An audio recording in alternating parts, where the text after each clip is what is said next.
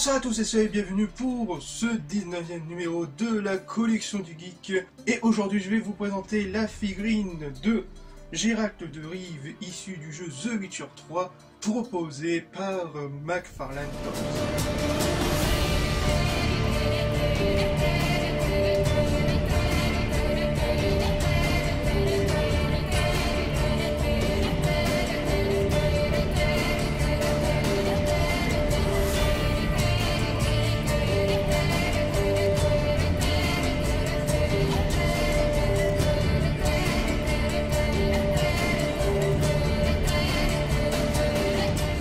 On va commencer par la boîte qui est un design assez bien stylé avec ses couleurs noir, rouge et sur les contours gris qui se marient assez bien. On voit la figurine avec ses trois accessoires avec le socle à l'arrière. On voit le nom du personnage, le logo du jeu ainsi que le logo de McFarlane Toys avec l'avertissement pour les 14+. Et juste au-dessus, vers l'ouverture, les différents symboles des pouvoirs du sorceleur. Sur les côtés, le design de la boîte qui se suit, qui s'arrête, avec le nom du personnage des deux côtés, et juste en dessous, les logos qui changent. Vous avez le logo des développeurs CD Projekt Red, et de l'autre côté, le logo McFarlane Toys. Derrière, une belle image de la figurine, avec le logo du jeu, etc., et l'indication de 22 articulations possibles.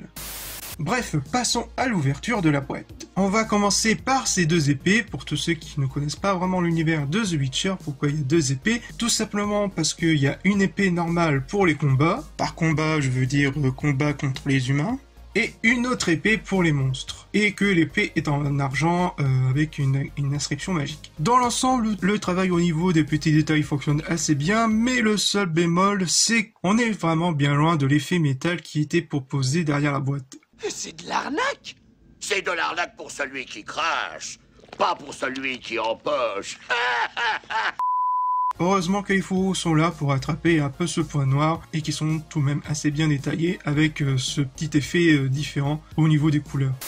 Vous avez une tête de loup-garou décapité, que ce soit au niveau de la sculpture ou de la peinture, franchement elle est très bien réussie avec la corde sculptée avec le moule et qui est reliée avec cette partie en corde qui est beaucoup plus en plastique mou mais avec la couleur qui fait vraiment le café. Et pour finir, avant de passer à la figurine, vous avez le petit socle qui est assez cool, ni plus ni moins. Passons à la cerise sur le gâteau, à savoir la figurine du grand Geralt de Rive, qui mesure environ 18 cm de haut, et qui, mine de rien, fait assez bien le café, qui rattrape à peu près quasiment tout le reste, avec cette figurine en PVC et certaines parties en plastique mou, au niveau des épaules et des protections des débuts de bras. C'est pour mieux faciliter au niveau des mouvements et d'offrir beaucoup plus de possibilités de pose, ce qui est un très bon point. Je trouve assez dommage que le crochet est assez mou, alors que ça devrait être un peu plus dur, sans doute pour ne pas se faire blesser lors de la manipulation. Et la sculpture pour les petits mouvements des vêtements est assez bien réussie.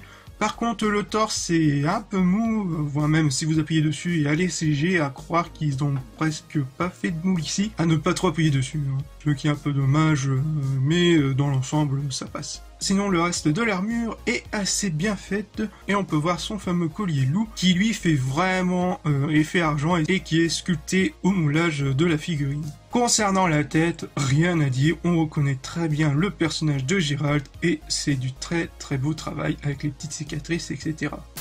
Pour conclure, je dirais que c'est une belle figurine du personnage de Geralt de Rive qui fait assez bien le café malgré un petit point noir au niveau des épées qui mérite vraiment d'avoir un bien meilleur effet, mais heureusement le reste de la figurine mais aussi des quelques accessoires qui rattrapent vraiment le tout. Et que si vous voulez vous la procurer, sachez que je l'ai trouvé sur Amazon pour un prix pour environ 34 €, signé sur son bon avec les frais de port, etc.